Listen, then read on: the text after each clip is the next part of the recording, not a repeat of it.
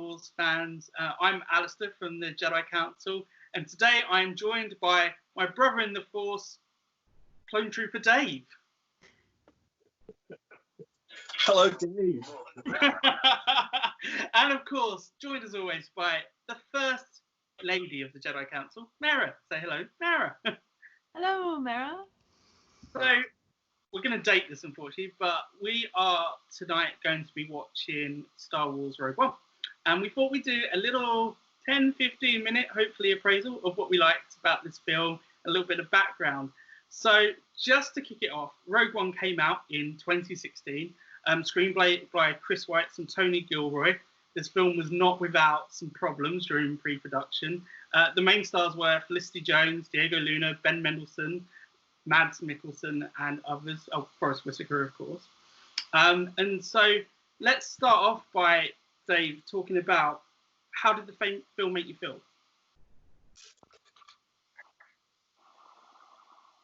It felt like Star Wars that I remember as a child, the original trilogy. It reminded me of the original trilogy. It had the right type of tone, the right type of feel to the movie, but with a more mature, almost like it had grown up for me. It was a war movie. Mara, what would you add to that? Yeah, I would agree with that. I mean, it had the feel of it, definitely. I felt like I was just sliding into Star Wars just before. So in terms of the feel of it, it was obviously much more a war movie than we've seen recently in Star Wars. And indeed, the director that was chosen for it, Gareth Edwards, he was there to do that role. He was sort of not allowed to write it the way he liked. But did you feel that sort of tonal difference compared to other films? Mary? Oh, it was like me. You mean blending in with like the original trilogy? Yeah, I mean, if you think like The Mandalorian's clearly a Western type thing, this was supposed to be the war movie. Did you find that, or what did you think? Well, I can see where I mean, now that I know that term for that movie, yes, I would agree with that. But when I first saw it, I just saw just that sentence in the opening crawl just kind of come to life in front of me. So it was just get the secret plans. This is how it happened. And but yeah, afterwards, I can see. I would term it a war picture of Star Wars. Sure. Dave, how did you find that? Did you think it was a departure from what we've seen previously, or a continuation? I wouldn't say a departure. It was, as I said, almost a more mature version. It had grown up a little bit. The tone was darker. It wasn't as, everyone isn't happy by the end of it, but very few people are happy by the end of it. But it almost had a feel, not entirely, because I think they were much bleaker than this, but it had a feel of 1970s, 1980s, even 1990s Vietnam-style movies. Okay. Yeah, I can see that. And so is that something that worked well for you in terms of, what did you think about this film worked really well? I think there were a few things that made this work, but also made it feel like a Star Wars movie. You had this group of people who bonded, and it had by the end of it, they became very family. The way that they treated each other, the trust they put in each other, and I think, without knocking the sequels, that has been something that has been lacking in the sequels. It had the group working towards a common goal, working together, relying upon each other's skills, strengths, weaknesses, and I love that. That was, I think that's what gave it and allowed you to like the characters as much as you did. And also the fact that Gareth Edwards used so much, he went through the archives, he even managed to dig out original unused footage from A New Hope.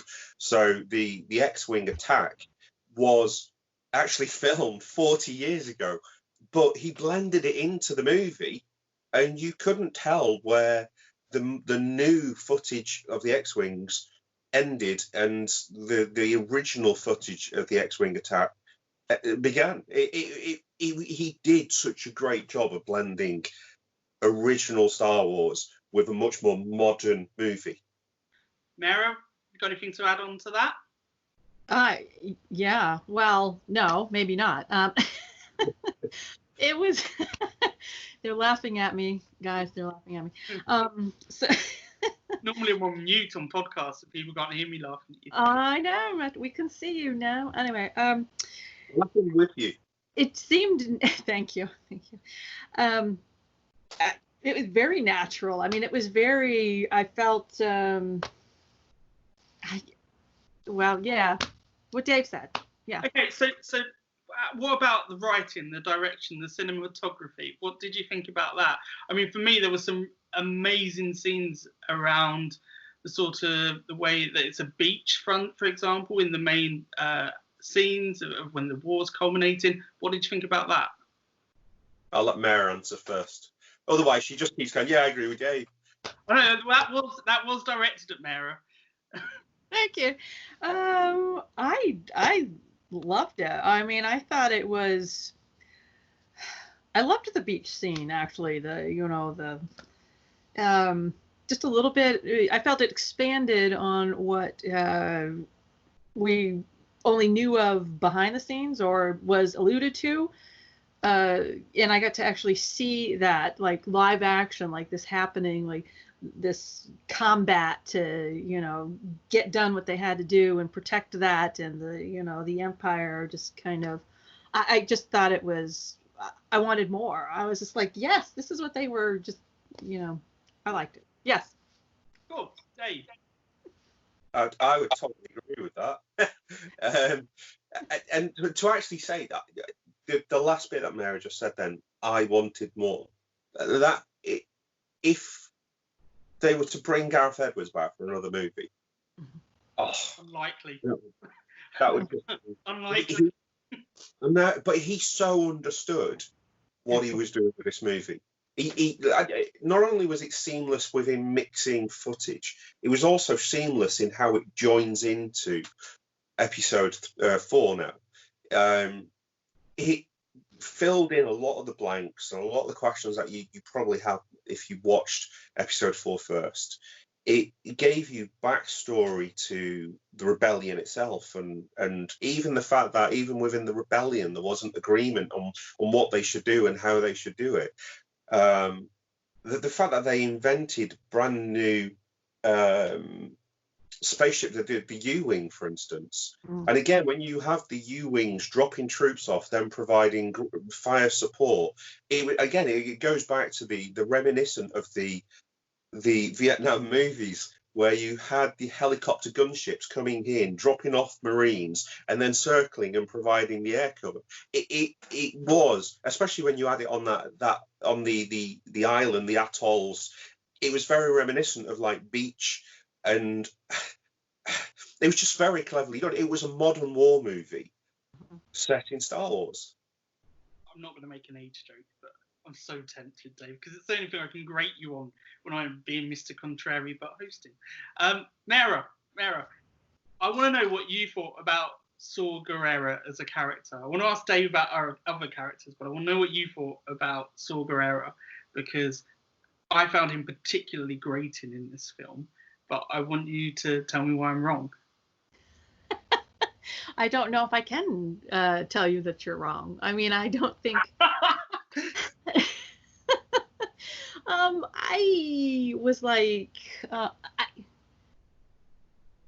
think I lean more toward siding with Jin's opinion of him. You left me in the hall and you just, I thought you would be safe. And I'm like, of course, I have a personal issue with, people doing things to keep you safe and protect you and take that choice away from me.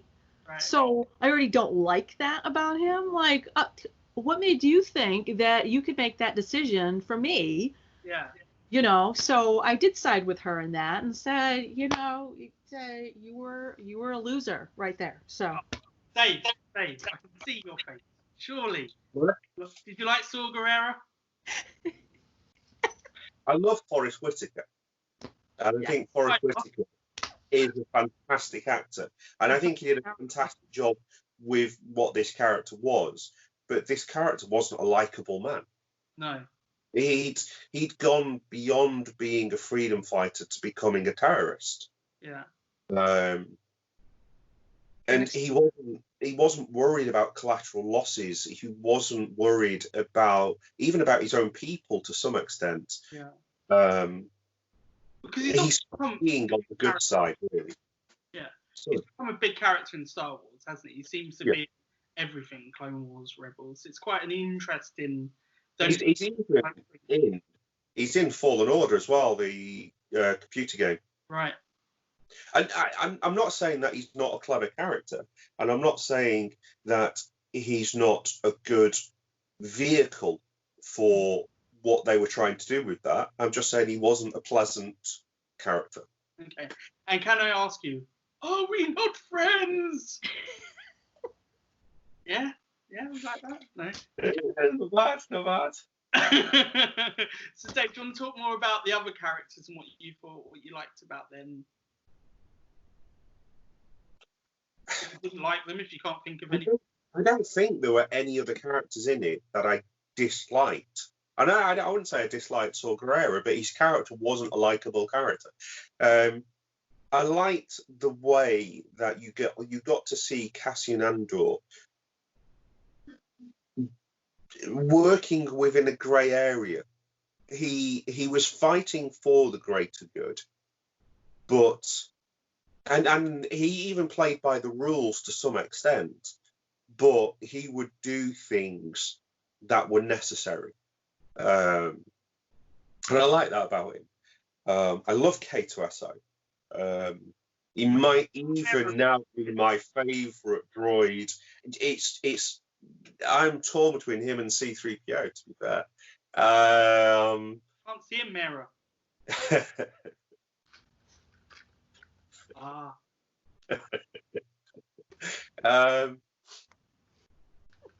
Again, one of the things I liked towards the end, because in reality you knew that they all had to die because they never appear again in the story. So you knew they had to die, unless there was some clever way of them removing them for the next 3 years of the other movies.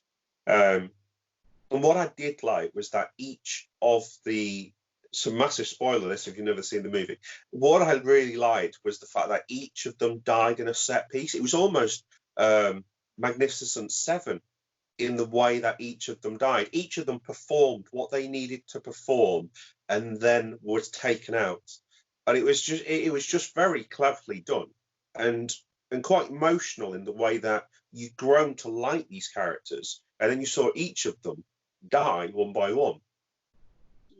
And so, Mara, what did you think about Jen Erso?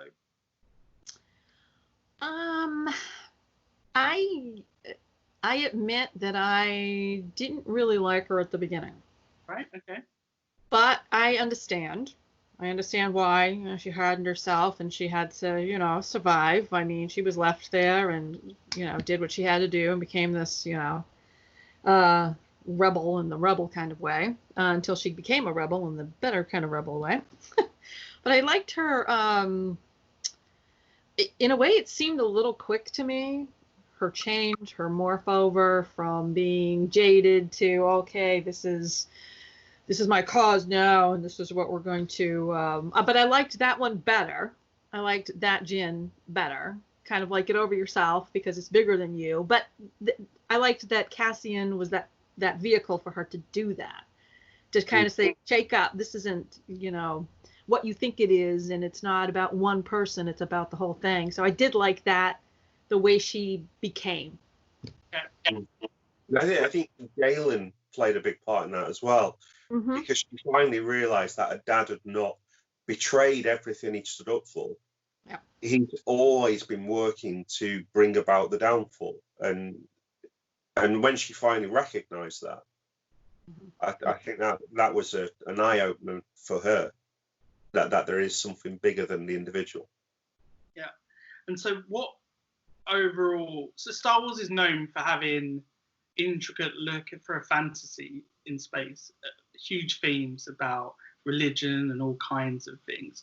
What were the big themes for you in this film, Mara? Don't pretend you didn't get these questions an hour ago. About half hour. No. About the religious tones? Or just anything, like the general themes that you thought.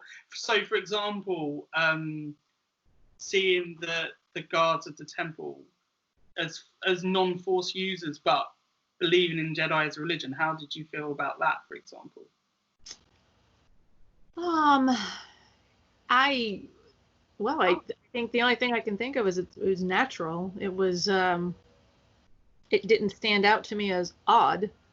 It was like, oh, this is, yes. I don't know how else to. Because you see, I'd never really considered. It seemed, oh yeah. If the Jedi had been honoured in that way before, I'd never really given that much thought. And seeing them, for me, was quite an interesting expansion to that universe. Yeah. Well, I liked that they touched on it. I liked that it was mentioned, but it seemed just natural. It just seemed like something that was your most comfortable item of clothing. You put it on and it was just fit in it.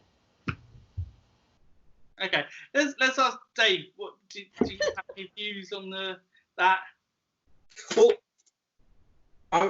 I've said before that I thought that Han Solo, whilst he wasn't Force aware, I think he was Force sensitive, in that he played by luck and chance, but he was successful in what he did, and it was because I think he could, unaware, he could use the Force and he could outthink people by that, because it wasn't entirely by his own planning, because he wasn't very good at planning.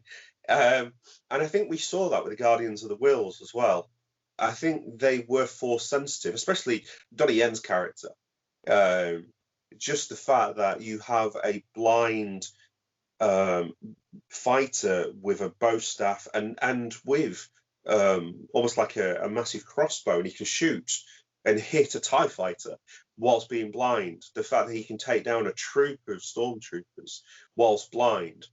The fact that he can walk across a battlefield without being hit by blaster fire. I think he was Force sensitive, maybe not enough to have allowed him to become a Jedi. And that's probably why he almost like gravitated towards the religious part of the Force worshipping. Mm-hmm. That's interesting. And so, to keep it within our allotted 10 to 15 minutes, that ending, that Darth Vader scene. Yeah.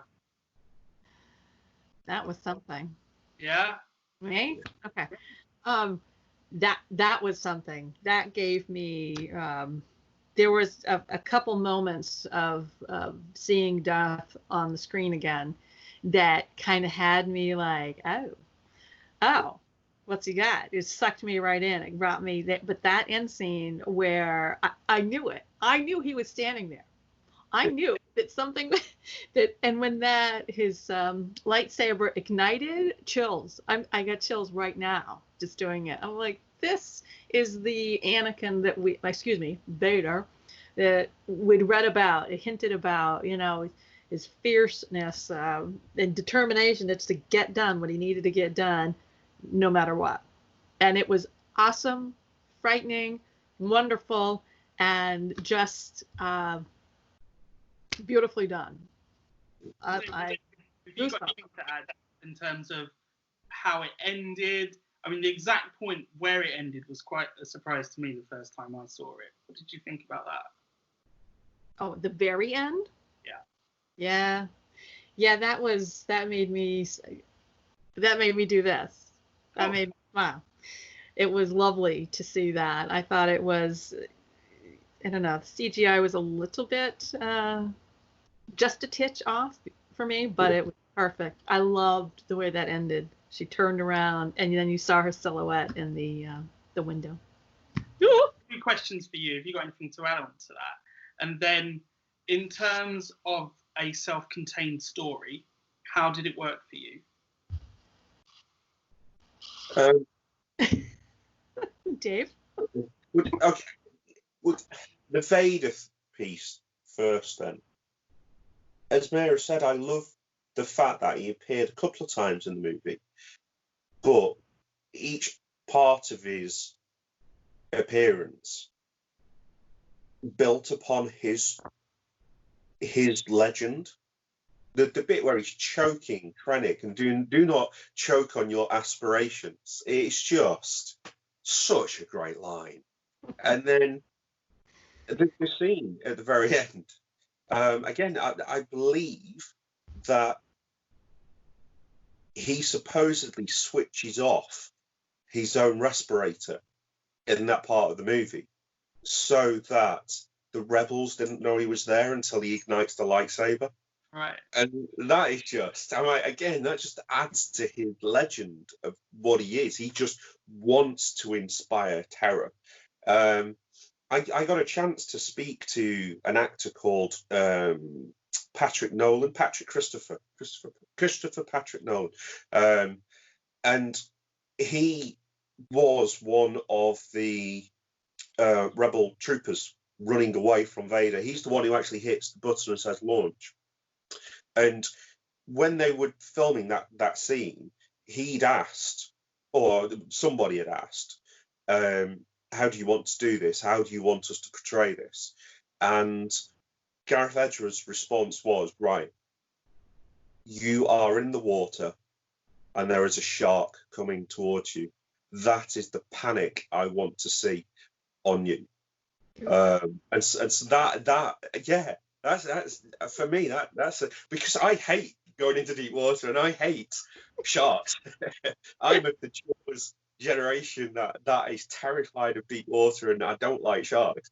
So the thought that for me is just terrifying, and that is what he wanted his actors to portray when Vader was coming towards him. So that was yeah, and I had said that they did a very good job of that. I'm assuming the pair of you have seen the latest Clone Wars episodes now? Yes. Mara? No, Mara not. Not this very last one. Right, okay then. I will not say what I was going to say. Take away her Star Wars fan card. Wait. Mara, when you see it, Mara, there will be a scene that will be very reminiscent of that scene with Vader. Very reminiscent of that scene with Vader. And I thought that was a brilliant tie-in. And just builds up these dark side characters very well. And as Mary said then about the final piece with Leia, and the way it's the seamlessness, the fact that bit, and then they launched the Tantive 4 out of the belly of Radis's flagship. It's just so well done.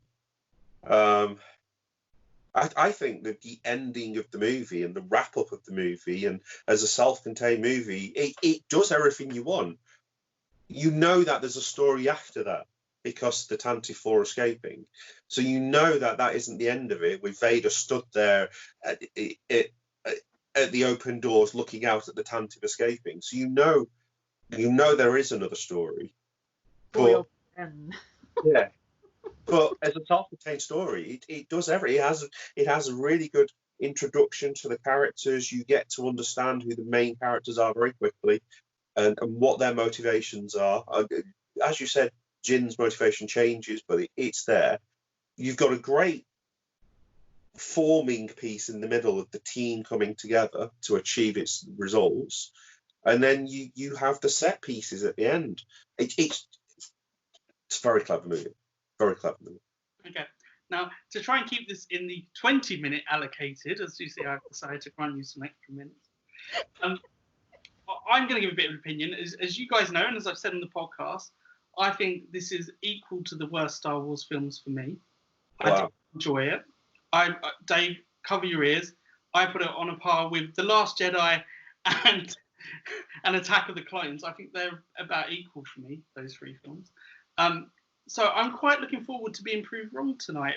I'm looking forward to hearing what people have to say and seeing if I can, reassess that. I watched the trailers before speaking to you, and I have to say, I was like, oh, this looks like a really good film. So, maybe I was wrong. We'll see. Who knows? But so 50% of our of fellow fans voted for this movie. Yeah, but the options weren't exactly great, Dave. This is where it all started to go wrong. So isn't that bad a movie? I don't, just nobody's seen it. That's the problem. Yeah. Sorry, Mara.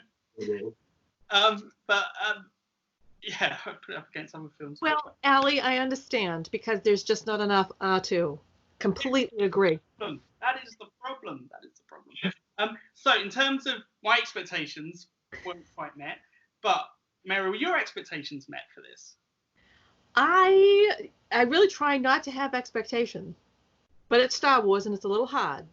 Yeah. But by the end, I was invested and I liked it. I've liked it a lot. And each viewing gets me a little bit more into the picture, which you need to do, Allie. Just watch it again, because there's always a new element. There's a little bit more that you get invested. The more, you'll love it. Mara, how many times do you watch things you don't like? I'll give you a hint. You don't rewatch them because you don't like them. Keep going. Sorry, yeah. Yes, liked it. Hey, same question to you, and do you have any final thoughts? We'll let Mara have the last word. It is a great movie. It is great. I think you need to give it a bit more credit. Go in there. I think because it was the first standalone movie Star Wars had done, it was everything about it was new, from the concept of it, the idea of it. I wouldn't say the idea was that because we knew how it would end. Yeah, yes. But it was the first time they tried to make a movie without your expected characters in it. That also didn't really feature the Force as an overt thing. Actually, that's a really interesting point, Dave, because this might be the only time that ever happens in Star Wars. Yeah. Well, I guess Solo's the same. But we know Han Solo, so I think your point about not knowing anyone, I think it could be the only time it ever happens in cinema, which I'd never really considered before. Because obviously you have it on Disney Plus now. Yeah, you do. Yeah. So yeah, no, on that. And do you have any final points, Dave? It's my favourite of the Disney era by a long way. A long, long way. Solo, to be fair, it's not far behind, but it leaves the other three trailing in the dust. Yeah. Mine is the current Clone Wars arc, just as a... Yeah. Dramatic, that. Talking about the movies, Ali. Are we not? I'd rather forget a few of those. Again, a little bit more of him would have been lovely. Is that your final thought? More R2. I don't think that C-3PO should have had the speaking line, frankly. My opinion. I really did love it. So, okay, let's wrap it up there. We are the Jedi Council. We'll be watching this film later tonight if you're seeing it promoted on Twitter. Otherwise, thank you very much for listening to our ramblings. And I think we should do this as a series. What do you think? Look at other films like this. Should we get a popular vote? Yeah, maybe ask. No, I can't handle more rejection in my life.